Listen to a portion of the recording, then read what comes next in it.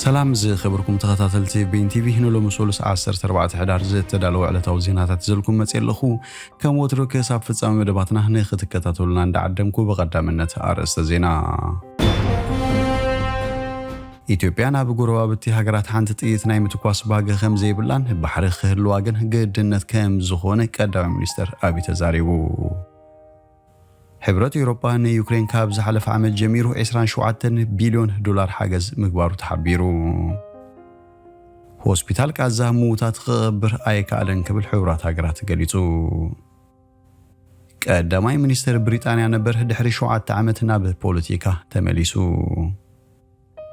ፕሬዝዳንት ባይደን ሆስፒታል ጋዛ አልሺፋ ወሕስነት ክወሃቦ ይግባእ ከም ዝበለን ካልእን ዝድህስስ መደባት ሒዘልኩም መጽለኹ ሰናይ ናይ ምክትታል ግዜ እንዳተመነኹም ኣብዛ ቻናል ድማ ናይ ወትሩ ተኸታተልቲ ንኽትኮኑ ሳብስክራይብ ብምግባር ናይ ደወል ምልክት ክትጥውቁ ብኽብሪ ይዕድመኩም ሕብረት ኤውሮፓ ንዩክሬን ካብ ዝሓለፈ ዓመት ጀሚሩ 27 ቢልዮን ዶላር ሓገዝ ምግባሩ ተሓቢሩ ሕብረት ኤውሮፓ ንዩክሬን ካብ ዝሓለፈ ዓመት ጀሚሩ 27 ቢልዮን ዶላር ወታደራዊ ሓገዝ ከም ዝገበረ ሓላፊ ጉዳያት ወጻኢን ጸጥታን እቲ ሕብረት ጆሴፍ ቦሬል ገሊጹ ቦሬል ኣብ ብራሰልስ ንጋዜጠኛታት ኣብ ዝሃቦ መግለጺ እተን ኣባል ሃገራት ካብ ዝሓለፈ ዓመት ጀሚረን ንኪየቭ ቀጥታ ዘይኮነ መንገዲ ወታደራዊ ሓገዝ ምግባረን ገሊጹ ኣብ መግለጺኡ ድማ ዋላ እኳ ማእኸላይ ምብራቕ ሓድሽ ጎንፂ ይለዓል እምበር እተን ሃገራት ንኪየቭ ዝገብሩ ሓገዝ ኣይርሳዕን ኢሉ ንዩክሬን ንገብሩ ሓገዝና ወስኸ ይርከብ ዝበለ ጆሴፍ ቦሬል ኣብዚ ሕጂ እዋን ዝተገብረ ወታደራዊ ሓገዝ 27 ቢልዮን ዩሮ ከም ዝበጽሕ ኣብሪሁ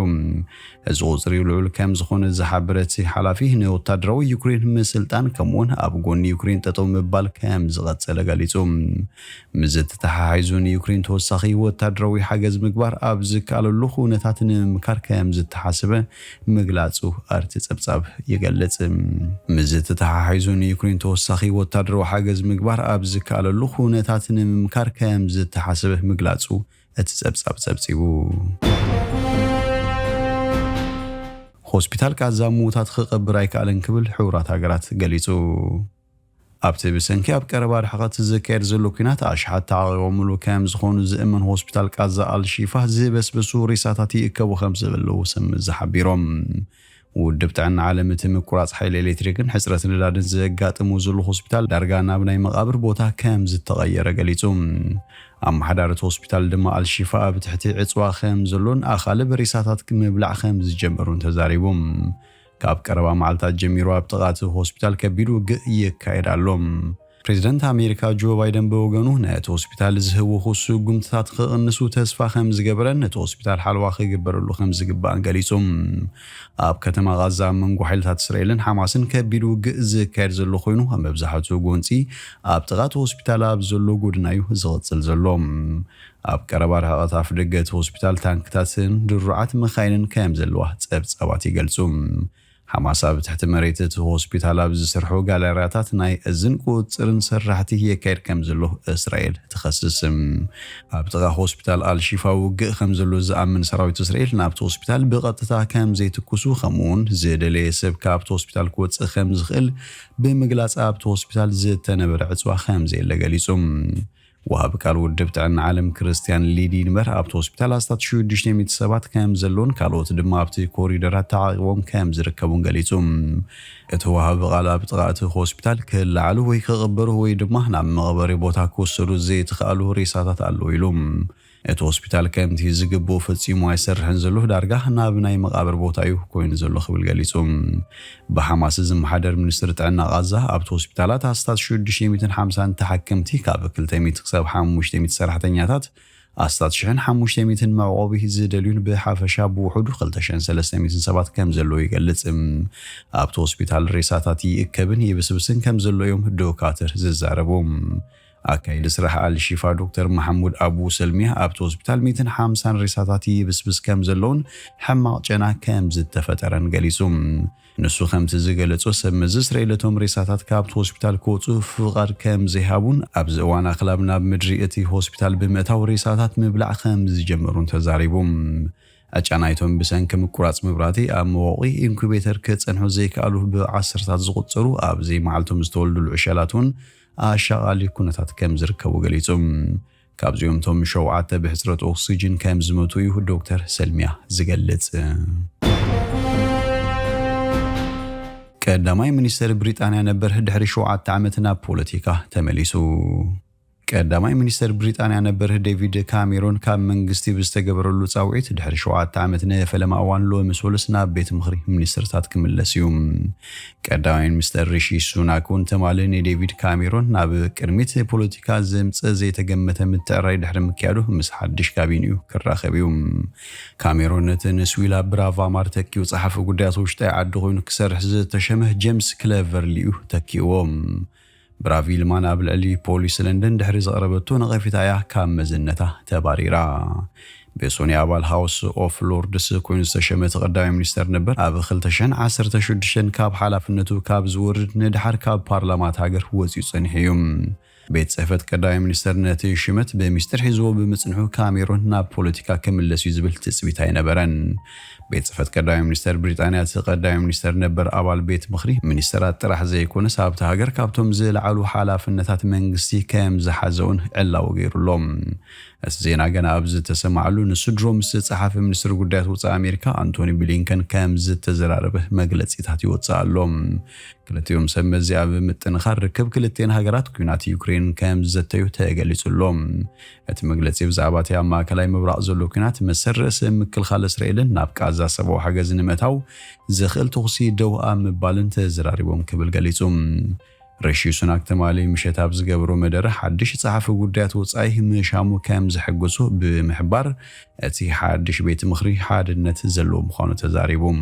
ሓድሽ ኣቦ ወንበር ሰልፊ ዓቃዊ ሪቻርድ ሆልድሰን ምስ ቢቢሲ ብሬክፋስት ኣብ ዝገብሮ ቃለ መሕተት ካሜሮን ናብቲ ሓላፍነት ጽቡቕ ተመክሮ ከም ዘምጽእ ተዛሪቡ።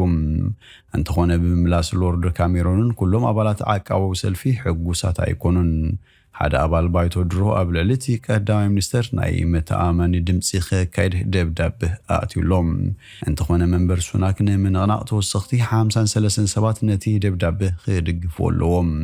ተቃውምቲ ውድባት ነበር ቀዳማይ ሚኒስተር ነበር ድሕሪ 6 ዓመታት ናብ ሓላፍነት ምምጻእ ነቲ ሪሺ ሱናክ ቃል ዝኣተወ ሓድሽ ምጅማር ዝበቅዕ እንተኾይኑ ንምሕታት ግዜ ኣይወሰደሎምን። መራሒ ሊበራል ዲሞክራት ሰር ኤዲ ዴቪ እቲ ስጉምቲ ናይ ተስፋ መቁራጽ ይመስል ክብል ተሰሚዖም። ካልኦት ድማ ሽመት ሎርድ ካሜሮን ክዕገት ይጽውዑ ኣለዉ። ፕሬዝደንት ባይደን ሆስፒታል አልሺፋ ውሕስነት ክወሃቡ ይግባእ ክብል ገሊጹ። ፕሬዝደንት ኣሜሪካ ጆ ባይደን እስራኤል ኣብ ጋዛ ንዝርከብ ሆስፒታል አልሺፋ ውሕስነት ክትህብ ተማሕጺኖም። ንሱ ብሶኒካ ቤት ጽሕፈቱ ኣብ ዘሕለፎ መልእኽቲ ኣሜሪካ ምስ እስራኤል ክትዘራርብ ምጽናሓን ምስ ሆስፒታል ብዝዛመድ ዝወሓደ ረባሺ ተግባራት ክህሉ ከም ዝተስፎን ዝጽበይን ሓቢሮም። ኣብቲ ንጋዜጠኛታት ዝሃቦ መግለጺ እቲ ሆስፒታል ክሕሎ ይግባእ ክብል ገሊጹ።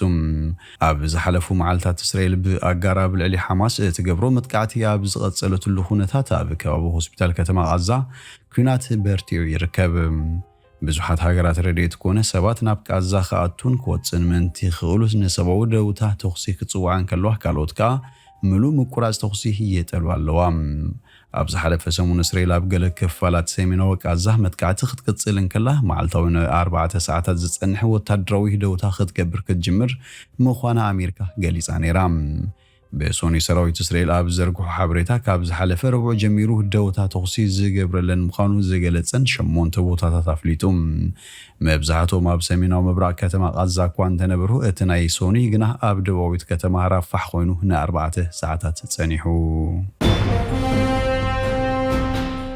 ኢትዮጵያ ናብ ጎረባብቲ ሃገራት ሓንቲ ጥይት ናይ ምትኳስ ባህጊ ከም ዘይብላን ባሕሪ ክህልዋ ግን ግድነት ከም ዝኾነ ቀዳማይ ሚኒስትር ኣብይ ኣሕመድ ተዛሪቡ።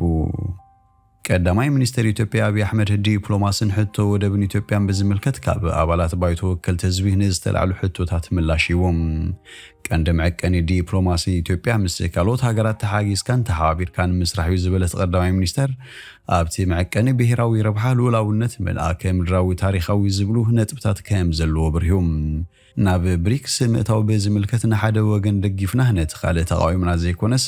ካብ ረብሓና ብምብጋስ ከም ዝኾነ ብምግላጽ ኢትዮጵያ ምስ ኩለን ሃገራት ተሓባቢራ ተደጋጊፋ ምምዕባል እምበር ካብዚ ወፃኢ ንባዕላ ብምርባሕ ንኻልእ ምጉዳእ ኣይትደልን ክብል ገሊጹ።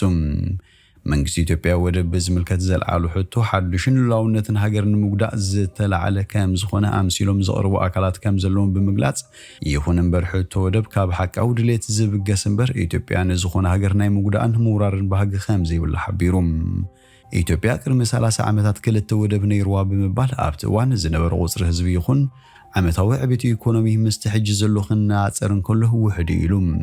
ስለዚህ ሕጂ ዘለና ቁጽሪ ህዝቢ ኣብ ዝውስኸሉ ዘሎ እዋን ሰደድ ወጻእን ኣታውን ብስርዓት ጽፊ ኣብ ዝማዕበለሉ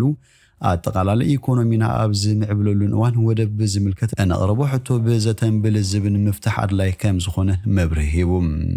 እዚ ሕቶ ሓድሽ ዘይኮነስ ሓይሊ ባሕሪ ክንሃንጽ መበገሲኡ ባሕሪ ንምድላይ ምዃኑ ካብዚ ምግንዛብ እዩ ክብል ድማ ኣዘኻኺሩ ሕቶ ወደብ ምቕራብ ማለት ሉዓላውነት ኤርትራ ንምድፋር ኣይኮነን ኢትዮጵያ ናብ ጉራብቲ ሃገራት ሓንቲ ጥኢት ናይ ምትኳስ ባህጊ የብላን ክብል ቀዳማይ ሚኒስተር ኣብይ ኣሕመድ ገሊጹ ይኹን እምበር ብዓለም ለኻዊ ናይ ሕጊ ቢዝነስ መሰረት ንዛተ ኢና ንብል ዘለና ክብል ገሊጹ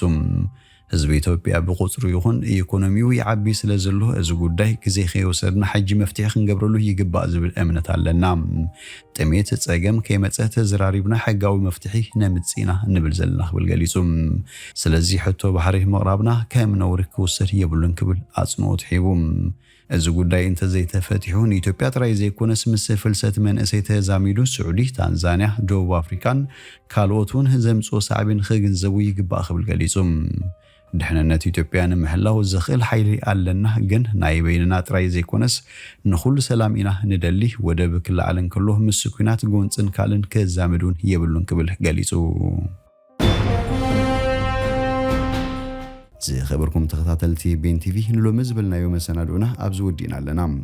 ምሳና ስለ ጽናሕኩም ብልብነ መስግን በብዘለኹሞ ሰላም